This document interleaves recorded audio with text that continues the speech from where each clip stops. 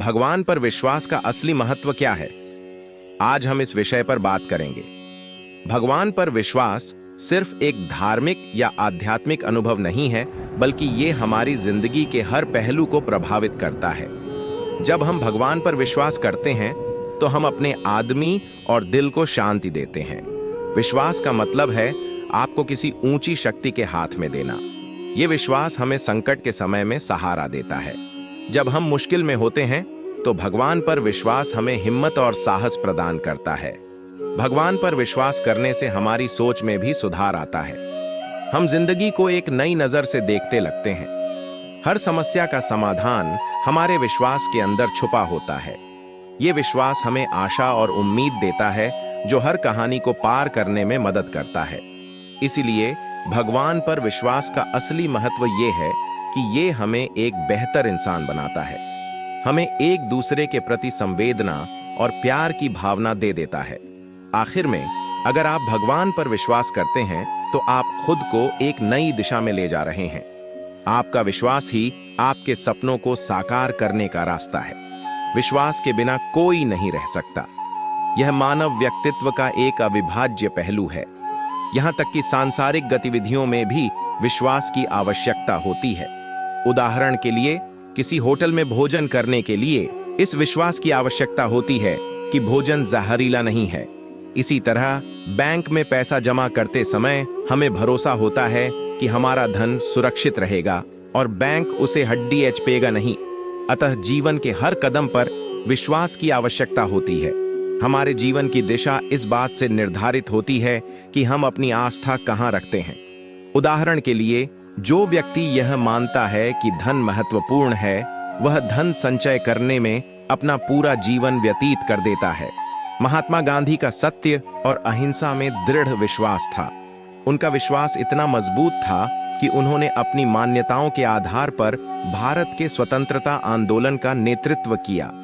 इसी प्रकार जो लोग भगवत प्राप्ति के सर्वोपरि लक्ष्य में गहरी आस्था का पोषण करते हैं, वे भगवान की खोज में अपने भौतिक जीवन का त्याग कर देते हैं। इस प्रकार हमारा विश्वास हमारे जीवन की दिशा को परिभाषित करता है। आस्था विभिन्न माध्यमों से उत्पन्न होती है। कुछ लोग उस पर विश्वास करते हैं जो प्रत्यक्ष है। उदाहरण के लिए, जब लोग कहते हैं, मैं ईश्वर में विश्वास नहीं करता क्योंकि मैं उसे देख नहीं सकता, ऐसे लोगों को भगवान पर भरोसा नहीं होता, लेकिन अपनी आंखों पर भरोसा होता है। कुछ लोग परिवार और दोस्तों से राय लेते हैं। कुछ लोग अनुभव के आधार पर विश्वास बनाते हैं। एक छात्र टेनिस खेल में कुछ प्रयास करता है और असफल हो जाता है। वह स्वतः मान लेता है कि वह कभी भी खेल में निपुण नहीं हो सकता और अपनी क्षमताओं पर विश्वास खो देता है। कुछ लोग सुनी सुनाई बातों से भी विश्वास विकसित कर लेते हैं। ऐसा जर्मनी में नाजी शासन के दौरान देखा गया था। उन्होंने राष्ट्र को घोर असत्य पर विश्वास करने के लिए षड्डीएच यंत्र रचा। परिणाम स्वरूप उन्हें द्वितीय विश्व युद्ध का सामना करना पद्य था। सच्चा ज्ञान विश्वास की ओर ले जाता है। उपर्युक्त सभी स्रोतों में अपनी अपनी कमियां हैं, क्योंकि उनमें त्रुटियां होने की संभावना है। अनुचित स्रोतों पर किया गया विश्वास हमें गलत विकल्पों की ओर ले जाता है। अंततः हमारा जीवन भी विपरीत दिशा में आगे बढ़ता है। आध्यात्मिक पथ पर हमारा लक्ष्य होना चाहिए ऐसे विश्वासों का निर्माण करना जो हमारी आध्यात्मिक प्रगति में सहायक हो। तो हम ऐसे उचित विश्वास का कैसे पोषण करें जो हमारे लिए कल्याणकारी हो एवं हमें ईश्वर की ओर ले जाए? सच्चा विश्वास उचित ज्ञान के माध्यम से विकसित होता है। दिव्य ज्ञान हमें ईश्वर के स्वरूप और हमारे साथ उसके संबंध से अवगत कराता है। संत तुलसीदास रामायण में कहते हैं, जाने बिनु न होई प्रतीति, बिनु प्रतीति होई नहीं प्रीति। ज्ञान के बिना विश्वास नहीं हो सकता, विश्वास के बिना प्रेम नहीं बढ़ सकता। अब जब हम समझ गए हैं कि ज्ञान विश्वास विकसित करने में महत्वपूर्ण भूमिका निभाता है, तो हमें इसके विश्वसनीय स्रोतों का पता लगाना चाहिए। भगवत गीता में भगवान श्री कृष्ण हमें समझाते हैं कि हमारा मोल किसी बाहरी वस्तु, कारण या स्थिति से नहीं आता है। हम जैसे हैं वैसे ही भगवान के लिए अमूल्य हैं। इसलिए हमें भी अपना मोल किसी बाहरी वस्तु, स्थिति या इंसान के आधार पर नहीं करना चाहिए। सोचिए कितनी बार हम अपना पूरा मन लगा लेते हैं किसी नौकरी पर, प्रमोशन पर या किसी रिश्ते पर। हमारी इच्छा इतनी प्रबल हो जाती है कि हमें लगने लगता है जब हमें वह चीज मिल जाएगी तभी हम सफल होंगे। इस प्रकार हम में और हमारी इच्छा या हमारे लक्ष्य में कोई अंतर नहीं रहता है। भगवान श्री कृष्ण हमें समझाते हैं कि यह गलत है, क्योंकि मनुष्य के मन में अनेक इच्छाओं और लक्ष्यों का आना अनिवार्य है, लेकिन ऐसा कोई मनुष्य नहीं जिसकी सारी इच्छाएं पूरी हों। याद करिए, भगवान श्री कृष्ण भी मनुष्य जीवन में अपनी सारी इच्छाओं को पूरा नहीं कर पाए थे। उन्हें भी गोकुल और यशोदा मैया को छोड़कर मथुरा जाना पड़ा था। इस सहज कार्य में अगर वह अपनी इच्छा और अपने अस्तित्व में अंतर नहीं करते तो वह जीवन के महत्वपूर्ण निर्णय नहीं ले पाते। यही बात हम मनुष्यों पर भी उतनी ही लागू होती है। अगर इच्छा पूरी नहीं हुई या लक्ष्य हाथ न लगे तो इसका मतलब यह नहीं कि हम असफल हैं या हम में सामर्थ्य नहीं। इसका केवल यह अर्थ है कि इस समय शायद जो हम चाहते हैं वह हमारे लिए उचित नहीं। जब हम किसी भी बाहरी वस्तु के लिए अपना मन छोटा करते हैं, उसके न मिलने पर दुखी होते हैं, तो समझना चाहिए कि ऐसा करके हम एक तरह से भगवान का अपमान करते हैं, क्योंकि हम यह मानते हैं कि उस वस्तु या उपलब्धि के मिलने से हमारा मोल होता है। यह विचार ही गलत है, क्योंकि मनुष्य के मन में अनेक इच्छाओं और लक्ष्यों का आना अनिवार्य है, लेकिन ऐसा कोई मनुष्य नहीं जिसकी सारी इच्छाएं पूरी हों।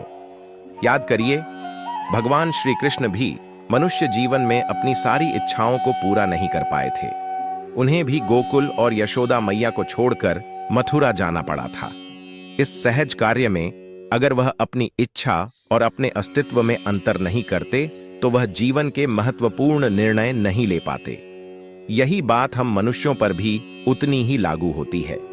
अगर इच्छा पूरी नहीं हुई या लक्ष्य हाथ न लगे तो इसका मतलब यह नहीं कि हम असफल हैं या हम में सामर्थ्य नहीं। इसका केवल यह अर्थ है कि इस समय शायद जो हम चाहते हैं वह हमारे लिए उचित नहीं। जब हम किसी भी बाहरी वस्तु के लिए अपना मन छोटा करते हैं, उसके न मिलने पर दुखी होते हैं, तो समझना चाहिए कि ऐसा करके हम एक तरह से भगवान का अपमान करते हैं, क्योंकि हम यह मानते हैं कि उस वस्तु या उपलब्धि के मिलने से हमारा मोल होता है। ये विचार ही गलत है, क्योंकि हम सबको भगवान ने बनाया है और उन्होंने जैसा भी बनाया है कुछ सोचकर ही बनाया होगा। हम सब जो कुछ करते हैं उस सब में उनकी इच्छा है और उसे अच्छे से पूरे मन से करने से हम उनकी सोच को पूरा कर रहे हैं। अगर रिश्तों की बात करें तो हम जिसे प्यार करें, जरूरी नहीं कि उसके मन में हमारे लिए वही भावना हो। आप इस बात में क्या कर सकते हैं? इसलिए आप वह कीजिए जो आपके मन को सही लगे और आगे के लिए यह अडिग विश्वास रखिए कि जो कुछ भी होगा अच्छे के लिए ही होगा। दूसरा कोई रास्ता नहीं जब आपके साथ भगवान स्वयं हैं। ऋषिकेश में गंगा जी के किनारे एक संत रहा करते थे। वह जन्मांध थे और उनका नित्य का एक नियम था कि वह शाम के समय ऊपर गगनचुंबी पहाड़ों में भ्रमण करने के लिए निकल जाते और हरि नाम का संकीर्तन करते जाते। क्या आपने कभी सोचा है कि भगवान हमारे जीवन में कैसे मौजूद हैं? चलिए एक कहानी सुनते हैं जो आपको विश्वास दिलाएगी। किसी समय की बात है, एक छोटे से गांव में एक गरीब किसान रहता था। उसके पास कुछ भी नहीं था, लेकिन उसका दिल बड़ा था। एक दिन उसने देखा कि उसके पास जो थोड़ा सा अनाज था उसे बांटने का मन हुआ। किसान ने अपने अनाज का एक हिस्सा गरीबों में बांट दिया। कुछ दिनों बाद एक अनजान व्यक्ति उसके दरवाजे पर आया और उसे एक बड़ा धन का तोहफा दिया। किसान ने उस धन का उपयोग अपने गांव के लोगों की भलाई के लिए किया। क्या यह संयोग था? नहीं, यह भगवान की कृपा थी। जब हम दूसरों की मदद करते हैं तब भगवान हमें आशीर्वाद देते हैं। आपके जीवन में भी ऐसे क्षण आएंगे जब आपको लगेगा कि कोई शक्ति आपको मार्गदर्शन कर रही है। यह वही शक्ति है जो हमें हमेशा सही रास्ते पर चलाने में मदद करती है। तो अगली बार जब आप किसी जरूरतमंद की मदद करें, याद रखें आप केवल एक इंसान नहीं बल्कि भगवान का हाथ थामे हुए हैं। आपको भगवान के होने पर पूरा विश्वास हो जाएगा। अगर आपको यह वीडियो पसंद आया तो कृपया हमारे चैनल को सब्सक्राइब करें। इसी तरह एक दिन उनके एक शिष्य ने उनसे पूछा, बाबा आप हर रोज इतने ऊंचे ऊंचे पहाड़ों पर भ्रमण हेतु जाते हैं, वहां बहुत गहरी गहरी खाइयां भी हैं, और आपको आंखों से दिखलाई नहीं देता। क्या आपको डर नहीं लगता अगर कभी पांव लड्डे खद्दा गए तो? बाबा ने कुछ नहीं कहा और शाम के समय शिष्य को साथ ले चले। पहाड़ों के मध्य थे तो बाबा ने शिष्य से कहा, जैसे ही कोई गहरी खाई आए तो बताना। दोनों चलते रहे और जैसे ही गहरी खाई आई, शिष्य ने बताया कि बाबा गहरी खाई आ चुकी है। बाबा ने कहा, मुझे इसमें धक्का दे दे। अब तो शिष्य इतना सुनते ही सक पका गया। उसने कहा, बाबा मैं आपको धक्का कैसे दे सकता हूं? मैं ऐसा हरगिज नहीं कर सकता। आप तो मेरे गुरुदेव हैं, मैं तो किसी अपने शत्रु को भी इस खाई में नहीं धकेल सकता। बाबा ने फिर कहा, मैं कहता हूं कि मुझे इस खाई में धक्का दे दो। यह मेरी आज्ञा है और मेरी आज्ञा की अवहेलना करोगे तो नर्कगामी होगे। शिष्य ने कहा, बाबा मैं नर्क भोग लूंगा, मगर आपको हरगिज इस खाई में नहीं धकेल सकता। तब बाबा ने शिष्य से कहा, रे नादान बालक, जब तुझ जैसा एक साधारण प्राणी मुझे खाई में नहीं धकेल सकता तो बता, मेरा मालिक भला कैसे मुझे खाई में गिरने देगा? उसे तो सिर्फ गिरे हुओं को उबारना आता है, गिरे हुओं को उठाना आता है। वह कभी भी किसी को गिरने नहीं देता। वह पल पल हमारे साथ है, बस हमें विश्वास रखना होगा उस पर। धन्यवाद इस वीडियो को देखने के लिए है। अगर आपको यह पसंद आया हो तो हमारे चैनल को सब्सक्राइब करें और ऐसे ही और वीडियो के लिए बने रहें।